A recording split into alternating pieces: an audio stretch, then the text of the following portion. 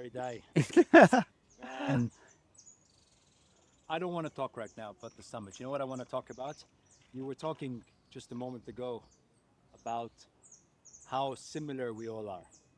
How much you're somebody who lost his legs in war, and you're telling us about how we are all one people, we're all one heart, we're all one human, one flesh, one blood.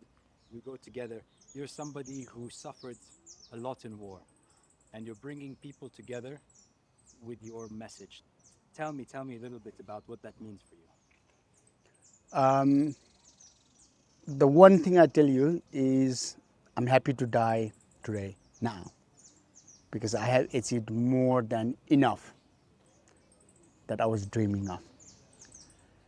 And why I'm living and doing this, you call it crazy or mad or whatever thing said, thing is, what I'm, what I'm trying, this, what I think is whatever that we have right now is because of our previous generation who sacrificed a lot and taught us lots of lessons, but also invested their time, knowledge, skills, experience, and money. So we are privileged to have this. We're in a vineyard here. Somebody dreamed, tried, failed many times so that they can produce like a fine wine in the world so we can enjoy. And one of the reasons that I'm living here, I'm working hard here, is to leave something lessons for our the future generations. And if you work hard, then you know you can leave some legacies, but also our future generation will benefit from what we have done today. So this is why that I'm struggling. I grew up in civil war. I escaped and went to fight another wars around the world. I've been some of the best countries around the world, and I've been some of the most dangerous countries around the world. This is how I lost my both of my legs. And if you come and harm my family, I'm not going to leave you alone. This is how human nature is. And I think that we're all humans. When you cut blood, everyone sees red. And I think no human should be suffering because of someone's actions and someone's irresponsibility.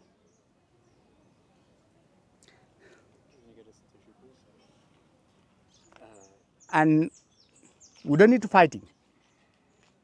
I know there is lots of wars going around.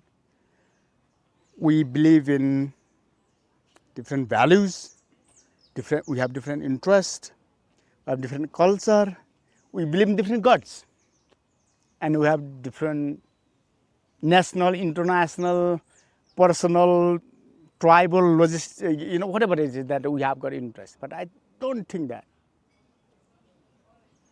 we need to killing each other. Hari, you were on a rope with an Argentinian who fought very hard to bring you to the top. And at the same time, if we go back just a few decades ago, the Gurkhas, the British Army, and the Argentinians were fighting over some islands, meaningless for most of us. How does that make you feel that there was a man who was fighting for you with all of his heart, and maybe his grandfather and your grandfather were fighting each other?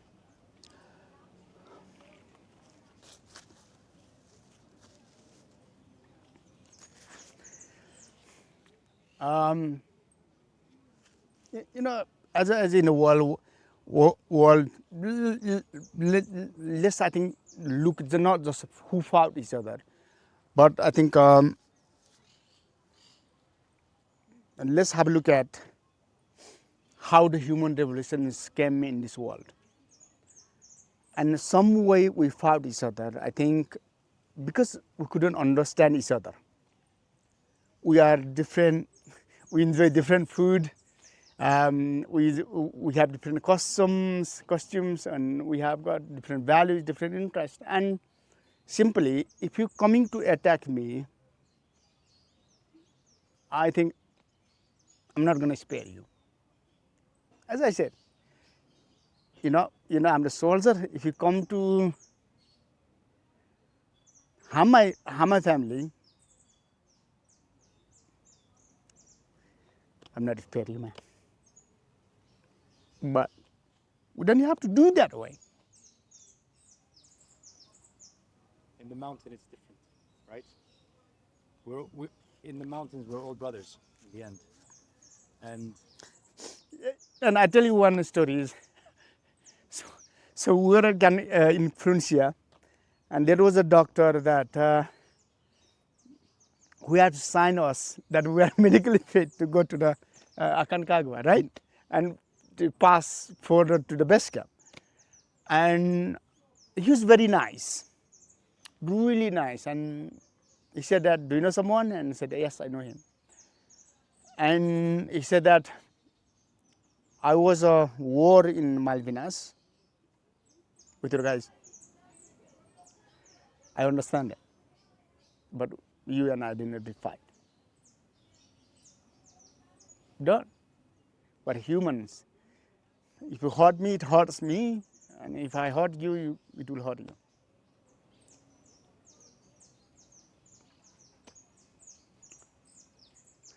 I think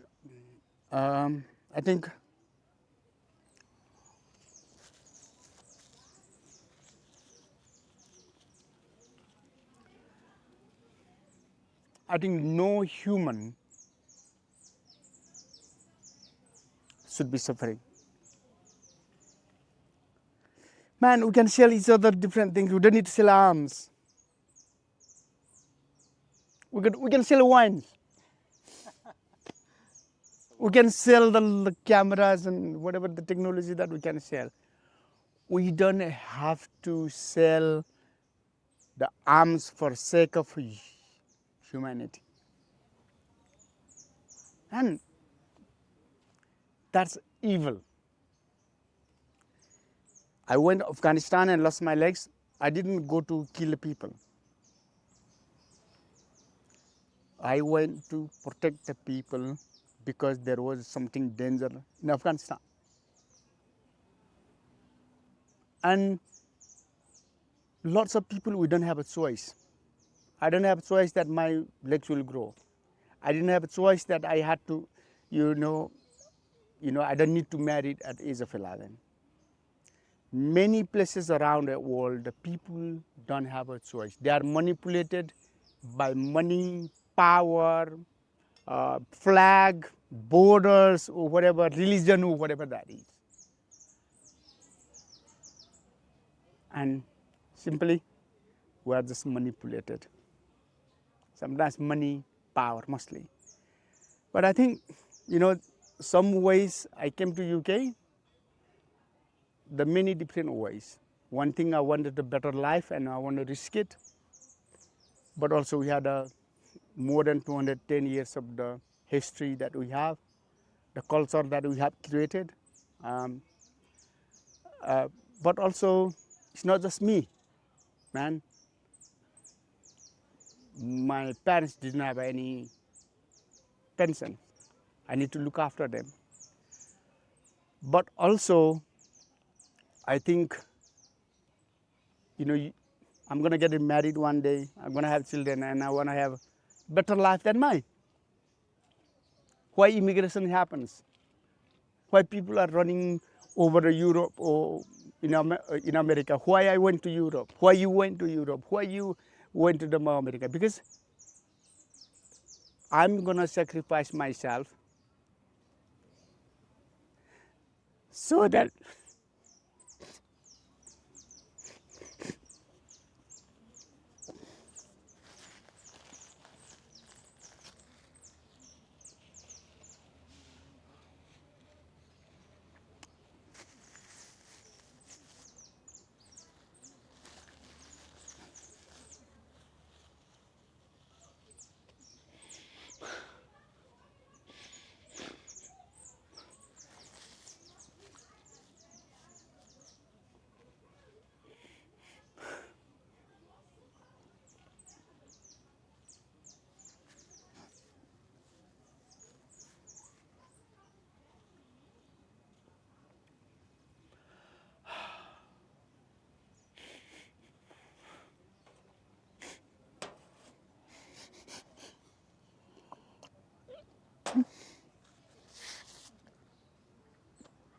Opposite, guys.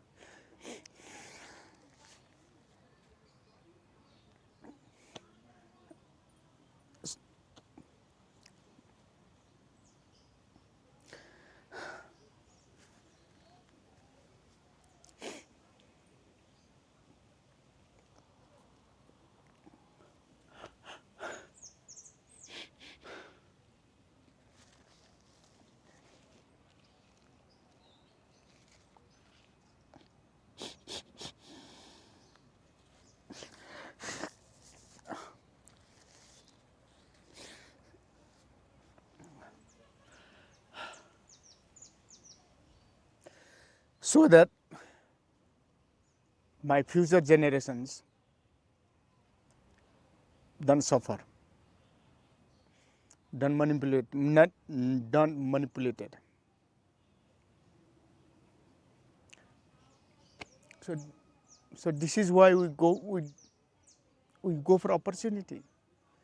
We're humans. Yeah, I think no human in the world should be suffering. And I think I've been to one conflict to another conflict to I travel around the world, and no human should be suffering. No children should be taken away from their parents. No girls should be raped. No girls and women should be dying because they are different.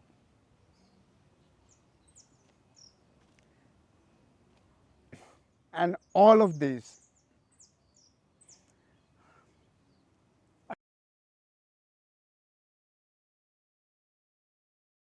I use a mountain to express. That's what keeps me going. It's not even an inch sometimes that I move forward. That's keep me going. I don't really care what other people think, but as long as maybe I could be able to send a message to one political leader in the world that possibly he might be future leader, that he understands about what is a human, what he feels like killing his children and wives.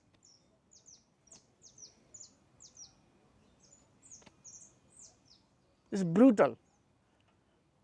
We don't have to do that. Let's focus on the climate change, because climate change is not going to spare any how rich you are, how poor you are. It doesn't really matter. It will kill you one day. It might not kill you, your generation, next generation, the further generation, but it will kill your future generations. Why wouldn't focus on something that bigger issue than the smaller issues and fighting each other and killing each other? Why? Hari, on the mountain, when we were near the summit, there were tens of people who stopped. They put their hand on you, they clapped for you, they shouted for you. What do you think you meant for them? What was this thing, this energy that made people stop their Aconcagua, their mountain, their summit, to look at you and clap and touch and say, Hari, Hari, you can do it. From a different caste, from different countries, from different colors. What is this thing that you unite so many people?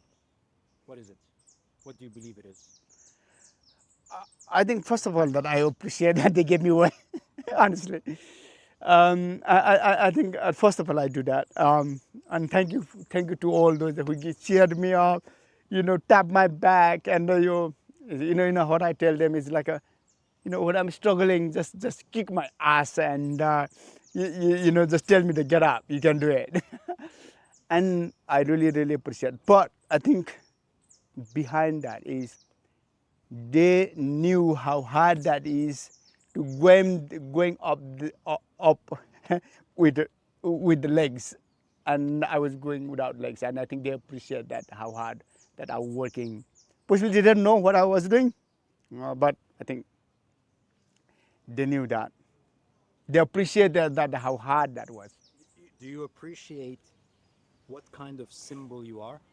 You're you are a man with no legs, uniting so many people who have nothing to do with each other.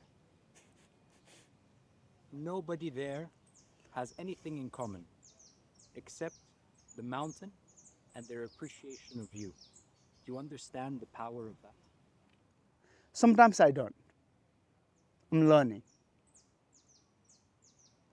My family don't understand that. Possibly the world don't understand that. My PR manager don't understand that. My manager don't understand that. But I think is what I appreciate is they're helping me out. And I don't think that I will change complete the whole world, but I will make slightly a better place. If I can give a hope and optimism to the people with disability or without disability, that they can do something, I'll be happy.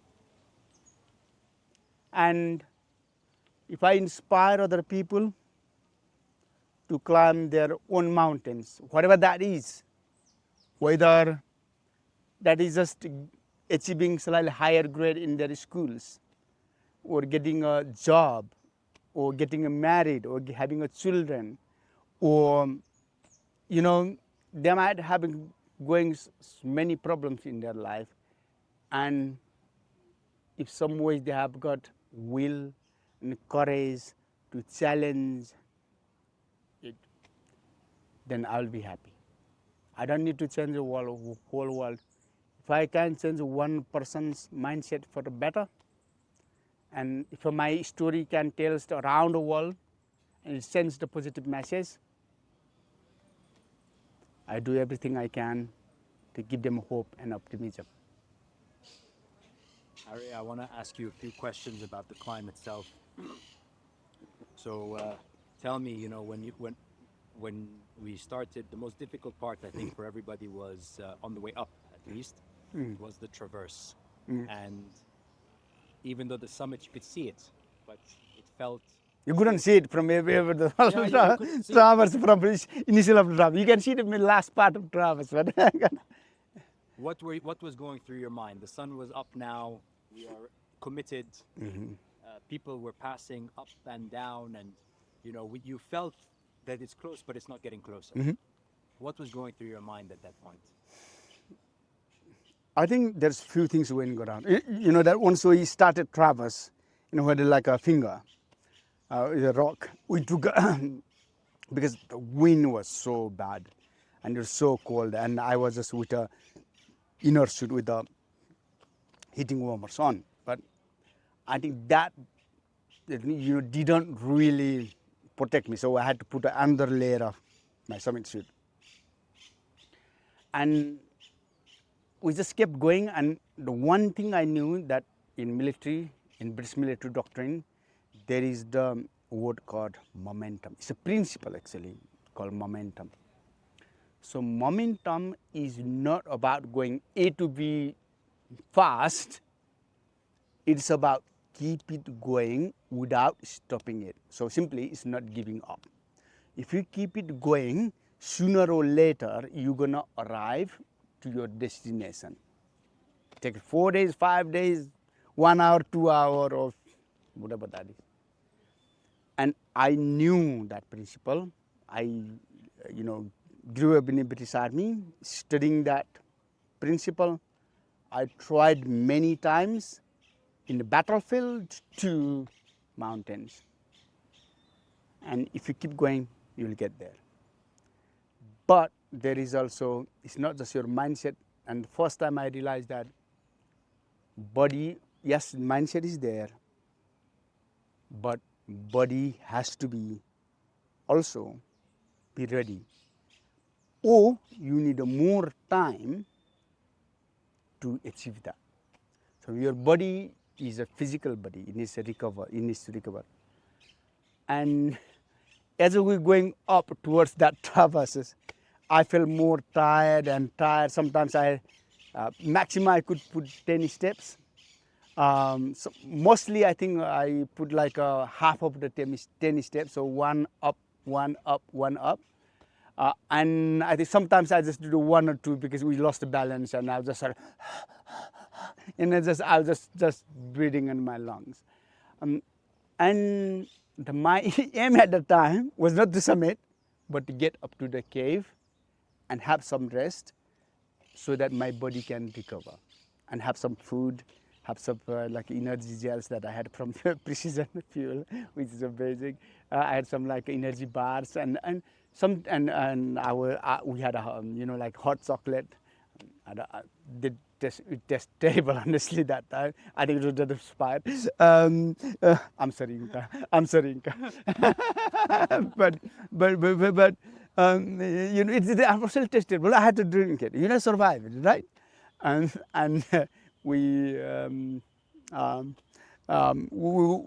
it's just getting even 2 meters to the cave. I felt my whole energy drained from my body. And I told you guys that, we're going to stop for 20, 30 minutes. I need to recover, I need to eat. I knew that because I have done it in military, also on other mountains, so then, I hope I will recover and change my legs, and it's a different bull games. So yeah, we simply adapted according to the time, situation, and our abilities. Simple under the mountain, we just changed my legs. We just rested, and we kept going. And you told me that, Dahi, are you confident that we make it? And I lied to you, honestly, because I didn't want to go that message to the whole team. And I was about to give up, but just say, okay, let's recover it and let's keep it going a little bit higher, how it feels, and we'll think about it. And when we don't give up, we just try it. How much we can achieve is just amazing. What human can achieve is amazing. In the old days, we couldn't run fast enough to travel around the world. So what did? We designed the things to take us faster for the land, sea, and air, and now we can go to the other planet. Who made this possible? We humans, we challenged ourselves and made it possible. And I challenged myself without legs to Everest, and now I have already climbed 5, 7 summits. I've got just 2 more left. And yeah, I might fail a few times, but I think I will make it. Hari, just before the summits, just below the summits, and I think at this point I left you, so I don't know what happened. I wasn't there. I went to the top to prepare because I knew in a moment history is going to change for mountaineering in that moment. And I wanted to be prepared to receive that moment. And I can't tell you, I didn't stop crying. Even Kiko was with me, and I told him, Kiko, get up, come on, he's going to arrive. And my eyes are bawling. When you reached the summit and you saw it, what did you think?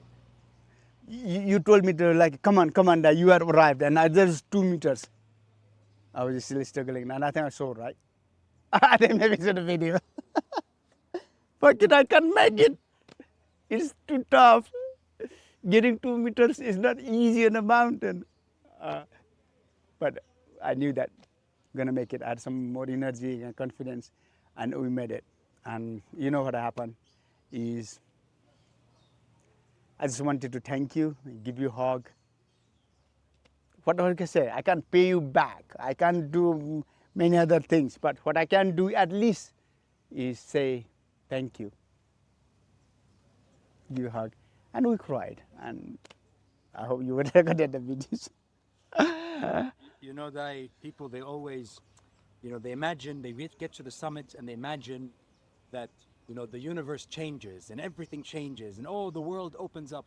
But in reality, you reach the top and like you said, you cry. You're fucked. I'm sorry.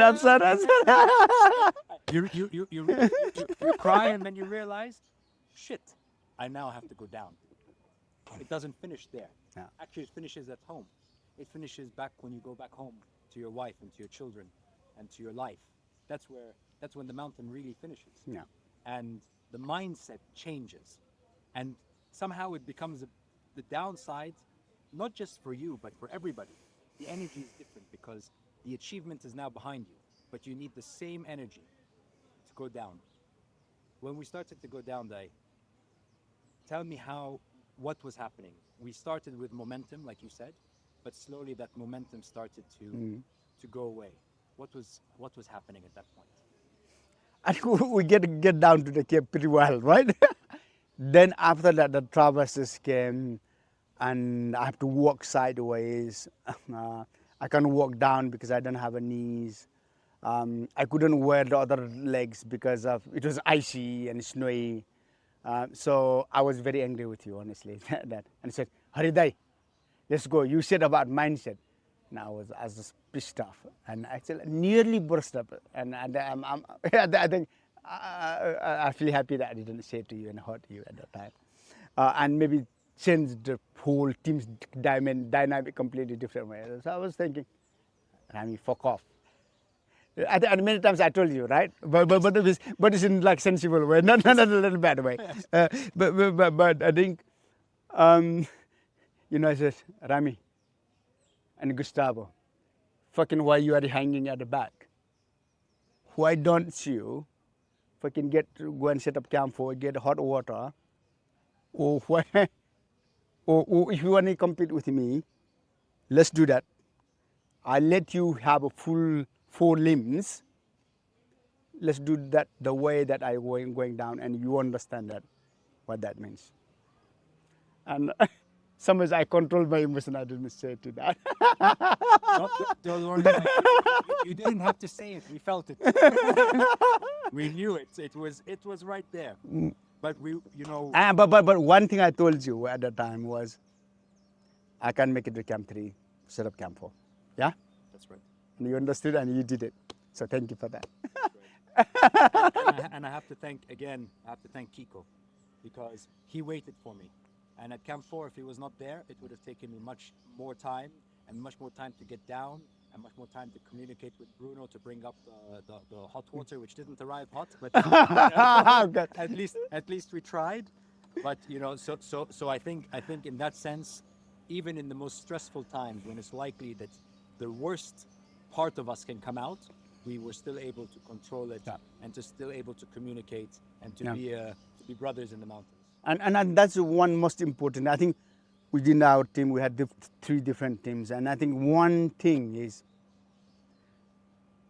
whether we want or not, whether us or someone creates the environment, and how we react to it is up to us. And how we react will change completely dynamic and environment and atmosphere of the whatever that we have. I have 2 more questions that I want to ask you. 2 more, still more. 2 more still. Okay, one more about the descent, and then one more thing in general. When the plan was for us to go from Camp 4 to Camp 2. Mm-hmm. But then there was a reality check. We were not sure if the helicopter could fly to Camp 2. We were worried because there was no shelter anymore in Camp 2. It's the end of the season. And I thought in my head, I spent maybe 20 minutes thinking, how am I going to tell this man who just came from Camp 4, not Camp 3, Camp 4, didn't sleep well last night.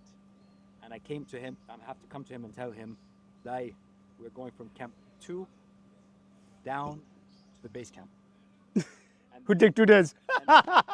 And we have no choice. And it was the most, maybe from all the climb, that moment for me was the most difficult, because I felt like a failure. Mm-hmm. I felt like I didn't give what I promised, and there was a reality, and I had to speak to you. From when I told you this, what were you thinking, and how did the descent go to base camp after that? I think for me that was very easy to make a decision. Whether I have to wait 4 hours up there and maybe sleep again like in the Camp 4, or just get back down, and which is a slightly lower altitude. Yeah, it was difficult. I knew that there is the steep part, and steep part I could go faster. So simply it was simply that was very, very easy decision. And I think that you found quite easy, right? Even you planned 20 minutes to tell you one word or one sentence. But I think that was quite, I think in my view, it was a quite easy decision for me. What Well, about the dust, man? The dust was Nah. in your face, and I was watching you, and I'm like, oh my God, all this dust is going now in his lungs, and we just came from the summit just a few hours ago. How? How do you do it? where there is a will, there is a way, and you can compromise it. Do you want to die up there? You come down. Do you want to sit in the cold, or do you want to have a dust? Sometimes you don't have a choice, my brother. What do you want to do it? It's up to you. And I think in life we don't get so many choices sometimes, and we have to choose one. And I choose to come down. My last question, Dai. And I was tired. And you wanted to eat, and there was a barbecue. And I had gastrics. The last 12 hours, maybe more, I lived on 4 seeds of the peanut and 2 sips of water. It's not warm. Well, the only I wanted was this warm water. And I thought that we're going to come down. So I didn't think about it. Honestly, when you're coming down from Camp 4, I just thought that let's go to the Camp 3 and whatever that plan is. I don't really care. I come down to Camp 3 because I knew that it's going down. It's going to be difficult, but it's going to be safe. So yeah, we came down, and simply you understand that the people are not stupid, you know, they understand the things. And when it came down to Camp 2, there is no tense, and I knew what is going to happen there, and whether I should wait 4 hours at Camp 2, getting lifted by heli, paying more money, and not having any guarantee to getting lifted, or you come down. So, yeah, we came down with the great, I knew that it's, so we have done the torturous journey 18 hours. I have done so many other mountains. It's going to be torturous. So for my journey, I think some people take it like granted that, yeah, it's kind of, you know, he's helped by other people, but I walked every inch of the mountain myself. Every mountain. And I'm very ethical and moral person. And I wouldn't do it. I don't want to swing anyone off. My aim is to getting A to B, however I can go and achieve that the goal. My aim is to conquering dreams. So conquer your dreams however it can, but it's not however you want. It is the ethical and moral way. And also, not just you achieving that dream, but also keeping safe to your staff, members, friends. That's very important, man. If I knew that we're going to go up and one of my team members are going to die, my summit shouldn't be more important than other people's life.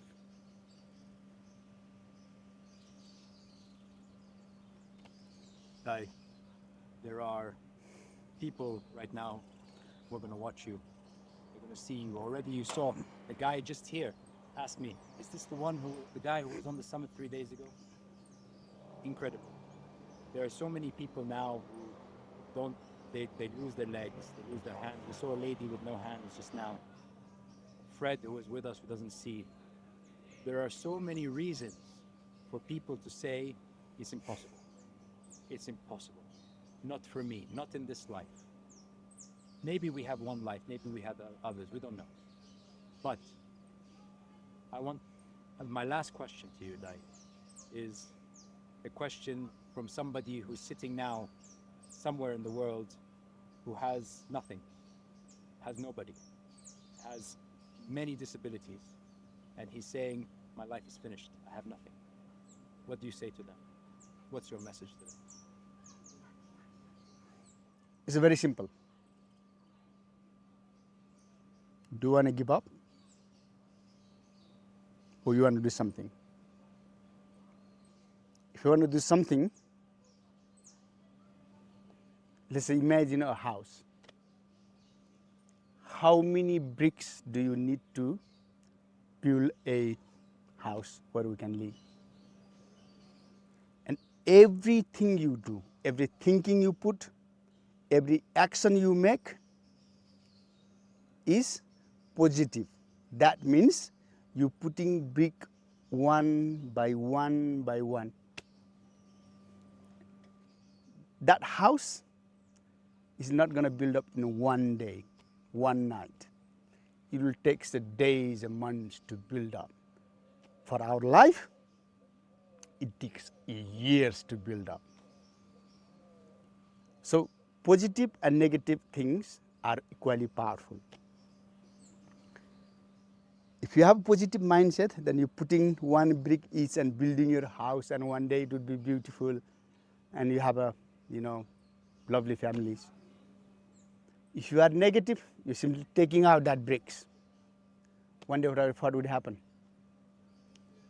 Collapse.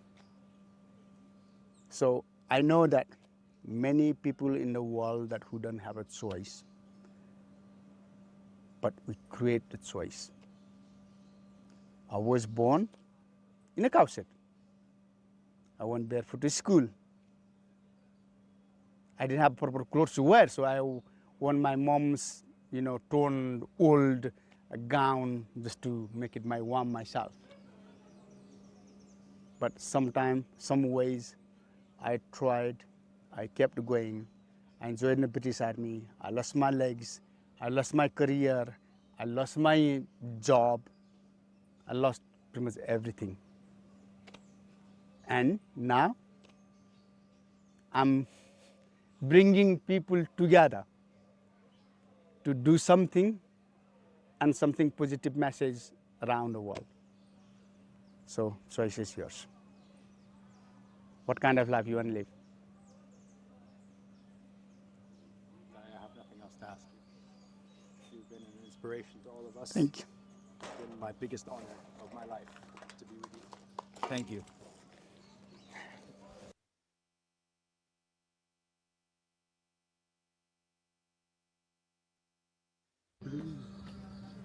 And I'm sorry for anything that I caused.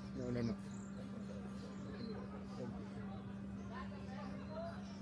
I appreciate it.